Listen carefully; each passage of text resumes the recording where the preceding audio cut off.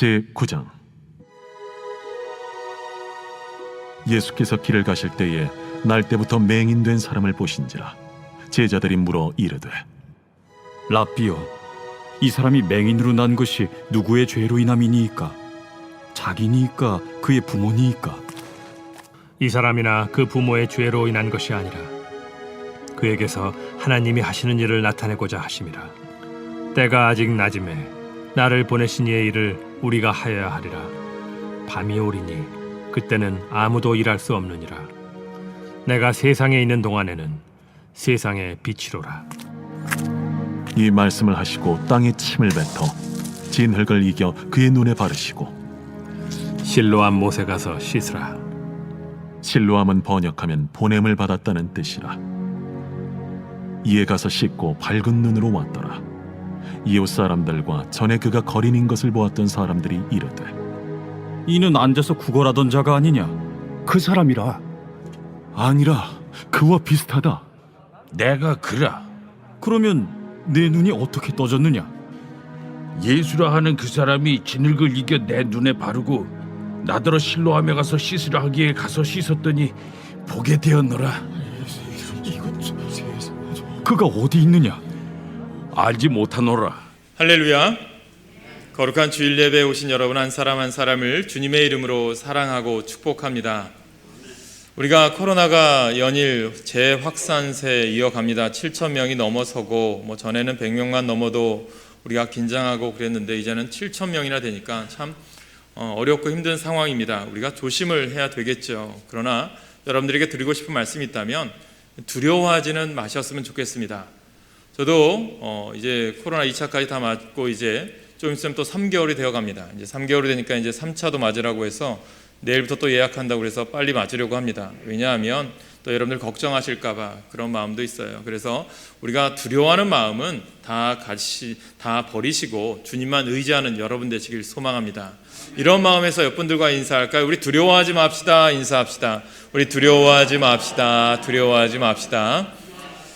네, 할렐루야. 그 믿음대로 될 줄로 믿습니다. 이제 강림절 셋째 주일입니다.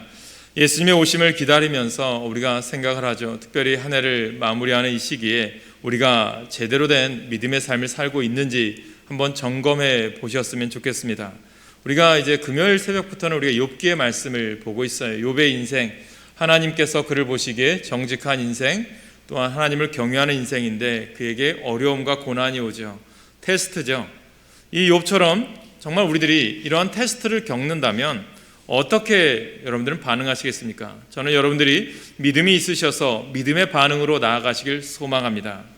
우리가 오늘 이제 계속해서 요한복음의 메시지를 봅니다. 이 강림절 절기에 예수님께서 우리를 통해서 보여주신 기적, 요한복음 표적이라고 이야기하죠. 이 표적을 통해서 주시는 하나님의 귀한 또 뜻이 있고 그것을 통해서 보여주시는 메시지가 있다는 거죠. 저는 이 메시지를 여러분들이 깨달으셔서 저는 여러분들이 주님이 기뻐하는 인생, 복된 인생이 되시길 간절히 소망합니다. 오늘 본문 9장을 보면 이제 날 때부터 맹인된 사람의 이야기가 이 9장 전체에 나옵니다. 이야기가 시작되는데 이 제자들이 이제 예수님과 함께 길을 가다가 날 때부터 이 맹인된 한 사람을 만나게 되죠. 그러면서 예수님께 이 질문하는 것으로 시작됩니다. 저는 여기에서도 마찬가지입니다. 예수님의 역사, 하나님의 역사는 결코 우연은 없다고 생각합니다. 날 때부터 맹인된 이 사람을 통해서 우리에게 주시고자 하는 뜻이 있다는 거죠. 제자들은요, 그 맹인을 가리켜 예수님, 이 사람이 맹인으로 난 것이 누구의 죄로 인한 것입니까? 라고 예수님께 이제 제자들이 질문을 하죠. 자, 여러분 이 말씀을 통해서 한번 우리도 보시기 바랍니다. 여러분 날 때부터 맹인된 사람의 삶이 얼마나 불행했겠습니까? 앞도 보이지 않으니까요. 충분히 우리도 상상할 수 있겠죠. 그는 어둠 속에서 불편을 감수하면서 평생을 살아왔어요. 아무리 사지가 멀쩡해도 보지를 못하니까 제대로 걷지 못하니까 어떻게 했습니까? 지팡이를 의존하거나 아니면 여러 도움을 받았겠죠. 평생 걷지도 못하고 손이 있어도 제대로 만지지 못하죠. 왜냐하면 보이지 않기 때문에 뭐가 위험한지 모르기 때문이겠죠. 그런데 더욱 괴로운 것이 있다면 뭘까요?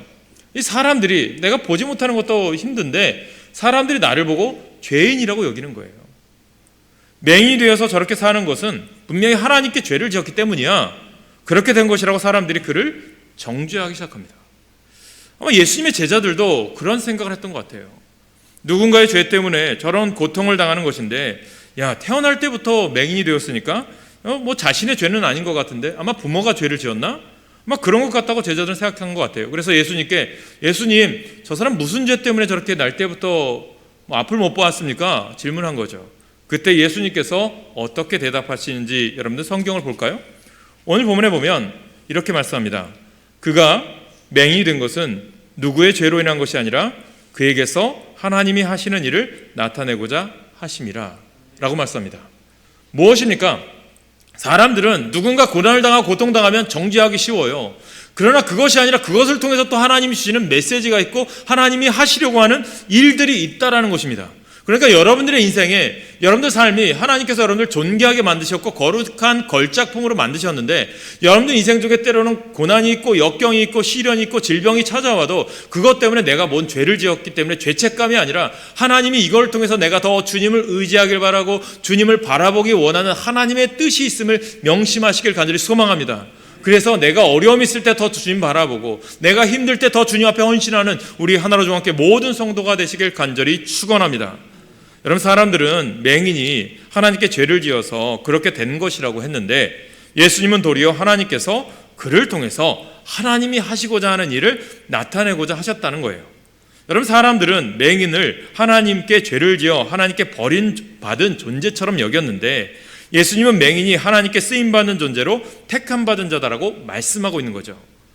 우리가 삶의 고통을 경험할 때 그것으로 낭망하지 말 것은요, 우리가 처한 암담한 상황들을 통해서 하나님께서 우리를 버리시려고 하는 것이 아니라 하나님의 일하심을 우리에게 드러내고자 하시기 위함을 여러분들이 깨닫게 되길 간절히 소망합니다. 저는 또 중요한 것은요, 이게 눈 떠졌다는 육신적인 육안이 열렸다라고 하는 것도 중요하겠죠. 평생 못 보았으니까. 그런데 그것보다 더 중요한 것이 있다면 저는 이 맹인이 정말 예수 그리스도 만났다는 게 복이라고 생각해요. 저는 여러분들도 마찬가지입니다. 어렵고 힘들 때일수록 예수 그리스도를 만나시길 간절히 소망합니다. 여러분, 우리의 삶에서 이 말씀을 하시고 예수님은 어떻게 했어요? 땅에 침을 뱉었어요. 그리고 진흙을 모아다가 이제 열심히 진흙을 하고 어떻게 했습니까? 이 맹인에게 눈에다 얼굴에다 발라주지 않습니까? 그리고 실로암 못에 가서 씻으라고 해요. 예수님께서는 그 맹인의 눈을 그냥 뜨게 하지 않고 실로암으로 가서 씻어라 라고 명령을 하셨습니다. 이게 뭘까요? 그의 믿음을 보고자 하신 거죠. 믿음의 테스트입니다. 여러분, 실로암 연못이 가까이 있는 것도 아닙니다. 여러분, 이스라엘 성지순례 가면, 예루살렘에 가면 히스기야 터널이라고 어두컴컴한 터널이 있어요. 수로가 있어요. 히스기야가 이제 전쟁에 몰려서 사방이 포위되었을 때 그것을 대비하기 위해서 수로를 뚫어서 이 예루살렘 성 안으로 물을 들어오게 하고 그 안에 있는 게 또 실로암 못이 있어요. 그러니까 생명수와 같은 곳이에요. 그래서 그곳에 가서 씻으라고 했는데, 이 예수님이 이 맹인을 만난 자리하고 이 실로암 못은 거리가 상당히 떨어져 있어요. 그런데 어떤 겁니까? 여러분 생각해 보세요. 맹인인 것도 사람들이 조롱하고 누구 죄 때문이라고 얘기했잖아요. 그런데 여러분들 얼굴에다 흑칠까지 해놨어요. 지나가는 사람들이 얼마나 빈정대고 웃었겠습니까? 야, 저 사람 앞도 못 보더니 얼굴 저게 뭐야? 막 빈정댔겠죠. 아마 사람들의 재밌다고 웃는 킥킥거리는 소리들이 아마 귀에는 들렸겠죠. 아무리 당신 보기에 원한다고 믿을 게 따로 있지, 그 말을 믿고 실로암 물가로가? 조롱 소리도 들리겠죠. 그런데 어떻게 합니까? 이 맹인이 믿음의 사람이 될 수 있었던 것은요, 사람들의 이런 말 기울이지 않고요, 누구의 말을 믿었어요? 예수 그리스도의 말을 믿었다는 거예요. 실로암 못에 가면 나을 수 있다고 하는 그 믿음 때문에 세상의 어떤 조롱거리도 두려워하지 않았다는 거예요.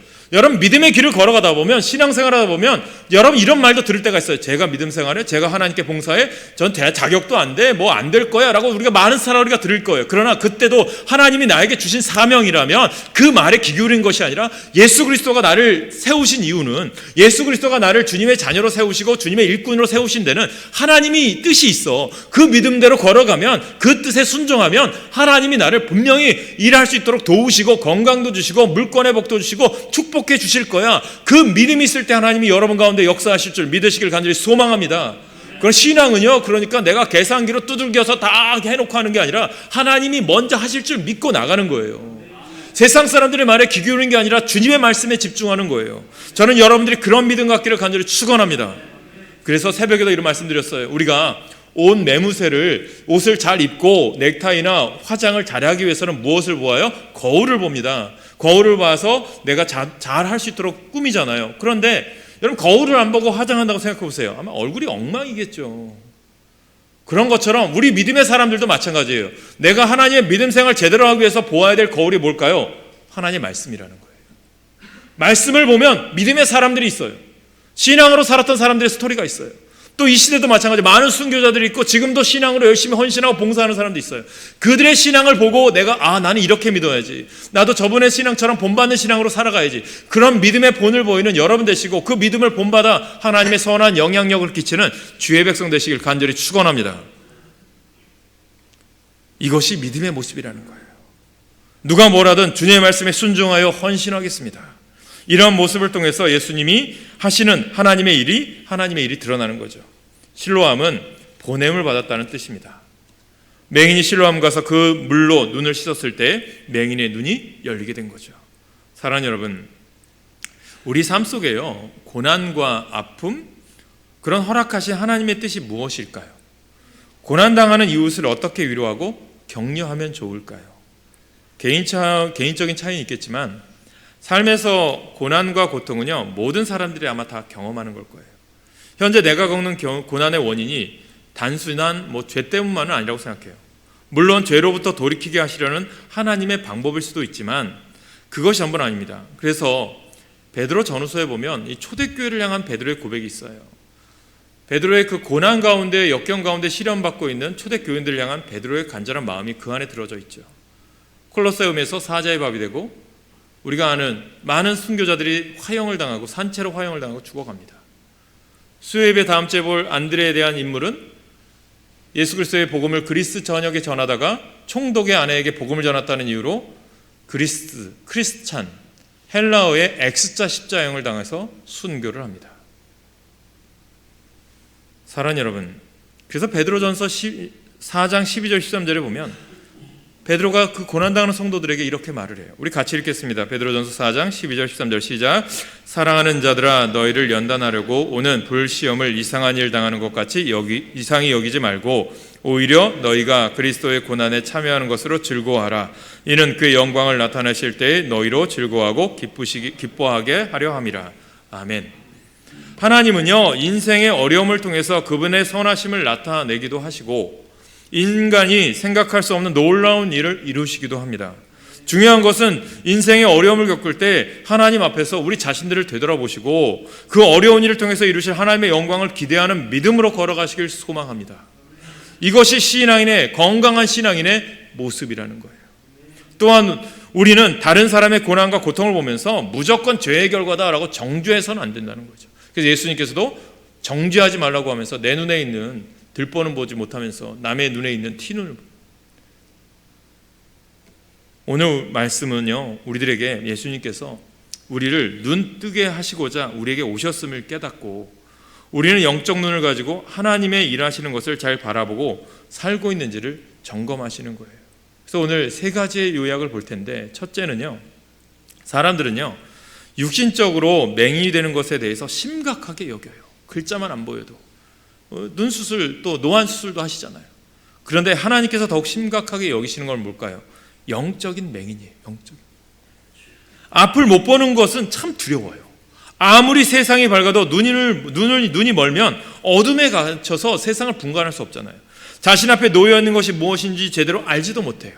앞에 자신이 해야 할 독사가 있어도 이를 피할 수가 없고 낭떠러지가 있어도 피할 수가 없어요. 그래서 어떻게 합니까? 도움을 얻기 위해서 지팡이도 하고 안내견도 여러분 도움을 받지 않습니까? 맹인이 아니지만 눈이 안 좋으신 분들은 또 안경도 쓰고요. 저도 눈이 이제 잘 안 보여서 이제 보안경을 쓰기도 하지만 또 이제 노안 수술도 하고 여러 가지 이제 백내장 수술도 이런 수술도 하시잖아요. 세상을 잘 보려고 노력을 해요. 그런데 정작 이런 육신적인 눈을 잘 보려고 노력을 하는데 더 심각한 것은요, 우리가 영적으로 왜 보려고 하지 않느냐는 거죠. 영적으로 눈이 멀어 있으면요, 우리를 영적으로 해야 하는 것들을 제대로 분간할 수가 없어요. 죄의 싹은 사망이라고 했습니다. 이 세상에 만연한 죄의 삶은 아주 해로운 것인데 사탄은 우리의 영적인 눈을 어둡게 만들어서 죄의 위험성을 보지 못하고 살아가게 하는 거죠. 맹인이 되었다는 것은 그 눈이 어둠 속에 갇혀버린 거예요. 어둠이 지배하게 되면 실체를 보지 못해요. 무지한 거죠. 우리가 이단에 대해서 요즘 신천지 안상홍 우리 교회 분들 어떤 분들은 그런 이단 때문에 고통받는 분도 있어요. 그런데 그 어둠 속에서 빛이 나타나게 되면 어둠은 물러가고 그 실체를 제대로 볼 수 있는데 그렇지 못하다는 거죠. 저는 여러분들이 이단이나 이런 것에 빠지지 않기를 간절히 소망합니다. 그렇기 위해서는요, 믿음 생활 제대로 하셔야 되고요, 신앙을 제대로 하셔야 되고 하나님을 제대로 아셔야 되는 거예요. 우리가 너무 무지한 거예요. 여러분, 내가 건강한 신앙생활하고 하나님에 대해서 자세히 알고 있으면 이단이 오면 저절로 구별되게 되어 있어요. 여러분, 제가 처음 성지순례 갔을 때 간 곳이 이집트입니다.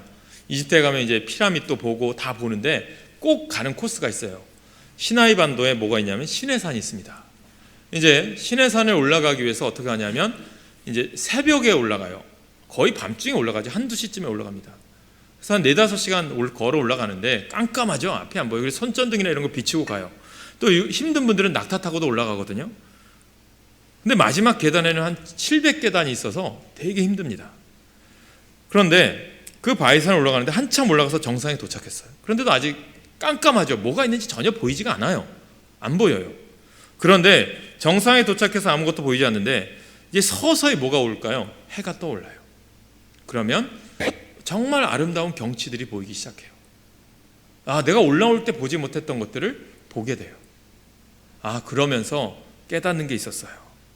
아, 우리들이 이렇게 믿음 생활을 하는 우리들이 내 생각으로 내 판단대로 내 육적인 것을 보려고 하면 안 보인다는 거예요. 그런데 해가 떠오르듯이 나를 비출 때, 또 세상을 비출 때 우리가 보게 되는 것처럼 우리 안에 누가 오셔야 돼요? 예수 그리스도가 오셔야 된다는 거예요. 예수가 오셔야 예수를 통해서 우리가 세상을 바라볼 때 영적인 분별력이 생긴다는 거예요. 우리가 영적인 실체를 보지 못하는 것은 영적인 세계가 존재하지 않기 때문이 아닙니다. 문제는 영적인 세계를 바라볼 수 있는 영적인 눈이 감겨서 어둠 가운데 있기 때문이에요.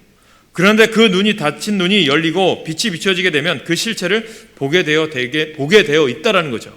그래서 예수님은 요한복음 9장 5절에 내가 세상에 있는 동안에는 세상의 빛이다 라고 말씀하고 있습니다.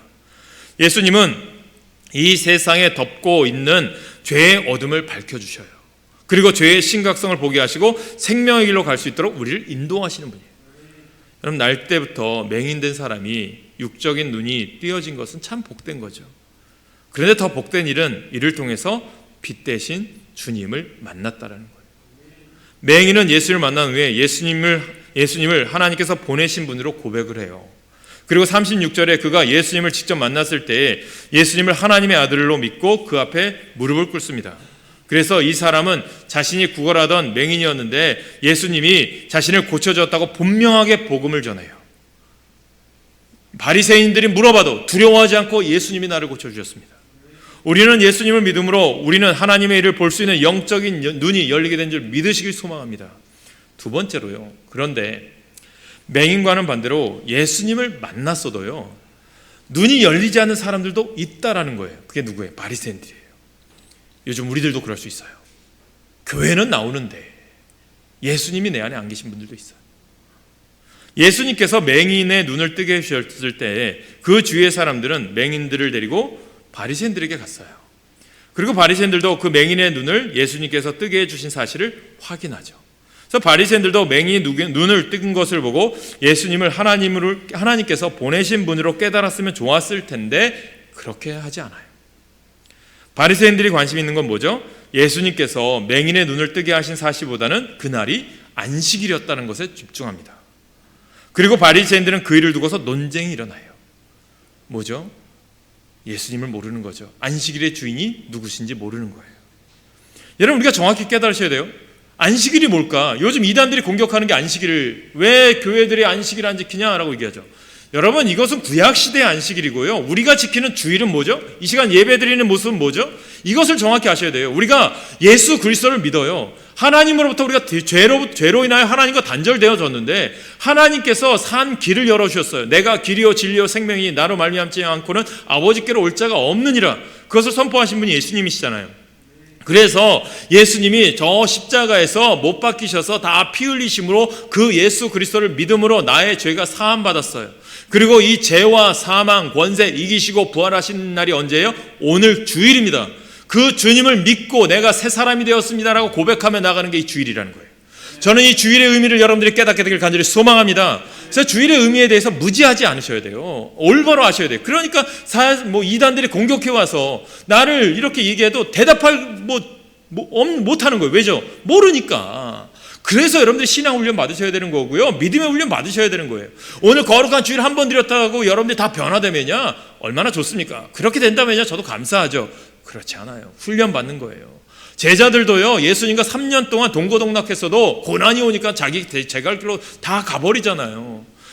정작에 예수 그리스도를 부활하신 예수님 만난 이후에 회개하고 순교의 자리까지 가게 되잖아요. 저는 여러분들이 육적인 눈만이 아니라 영적인 눈이 열려서 예수 그리스도를 만나시길 간절히 소망합니다. 저와 여러분은 이미 예수 그리스도를 믿었기 때문에 우리는 예수님이 하나님께서 보내신 분이고 하나님께서 그를 통해서 일하고 계심을 너무나도 잘 알고 있어요. 그 당시 바리새인들과 다른 사람들이 그 일로 인해서 논쟁했던 거예요. 그런데 바리새인들의 논쟁이 얼마나 어리석은지 알 수 있습니다. 예수님은 율법에 얽매이는 분이 아니에요. 완성자지. 왜냐하면 예수님은 율법을 모세에게 주신 하나님과 같은 분이시기 때문입니다. 예수님 자체가 하나님의 말씀이시고 법이십니다. 예수님이 안식일에 병자를 고치신 것은 예수님이 율법을 깨트리는 죄인임을 드러낸 것이 아니라 예수님은 율법보다 더 크신 분임을 우리에게 드러내신 거죠. 바리새인들, 그들은 하나님의 말씀을 가장 잘 알고 정통한 자들로 자처하지만 사실 예수님의 이 말씀을 통해 보면 그들은 영적인 소경인 거예요. 그러니까 우리들이 영적인 소경도 있을 수 있어요. 교회 내가 오래 다니고 내가 이렇게 다 아는 것처럼, 그러나 그것을 영적인 것을 판단하셔야 된다니까요.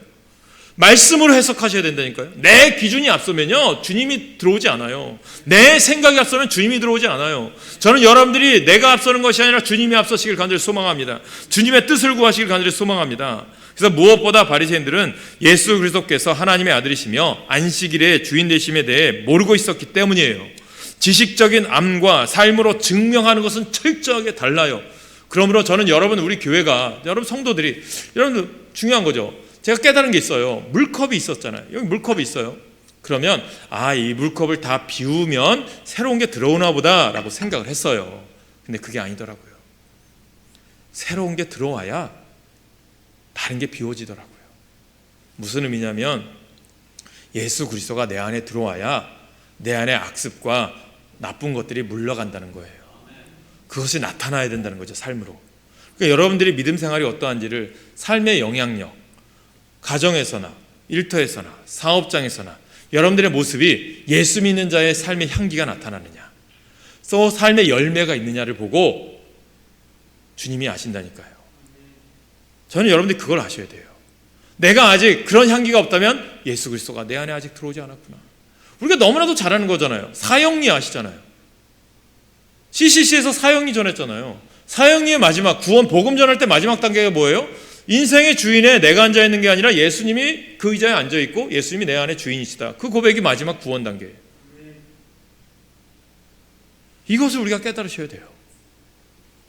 저는 또 깨닫는 게 있어요. 교회 일도 마찬가지예요. 제가 CCC 예수전도단 저희 때 한참 유명한 선교단체인데, 선교단체가 또 교회하고 때로는 부딪힐 때도 있어요. 제가 가르쳤던 청년들도 보면 어느 때는 선교단체 일은 열심히 하는데 교회 일을 안 해요. 또 선교단체가 나중에 또 어려울 때는 교회의 도움을 요청해요. 정말 우리가 안에서, 내가 교회 안에서 봉사하고 헌신할 때 주님이 주신 삶의 터전, 우리 하나로 중학교 여러분들 보내신 데는 하나님의 뜻과 계획이 있는데 여기서 하나님 부르신 목적대로 쓰임받지 않고 밖에 나가서 일한다? 하나님이 기뻐하실 것 같아요? 기뻐하지 않는다는 거죠. 내가 섬기는 교회, 하나님 보내신 줄 믿고 이곳에서 믿음의 뿌리 내리고 하나님 주신 사명을 감당할 때 여러분 가운데 하나님의 복이 임하게 될 줄 믿으시길 간절히 소망합니다. 그게 믿음 생활이라는 거예요. 지식적인 암과 삶으로 나타나는 것은 다르다는 거예요. 그래서 깨달으셔야 돼요. 저는 여러분 지식적인 암이 아니라 삶의 열매가, 그리스도의 삶의 열매가 되시길 간절히 소망합니다.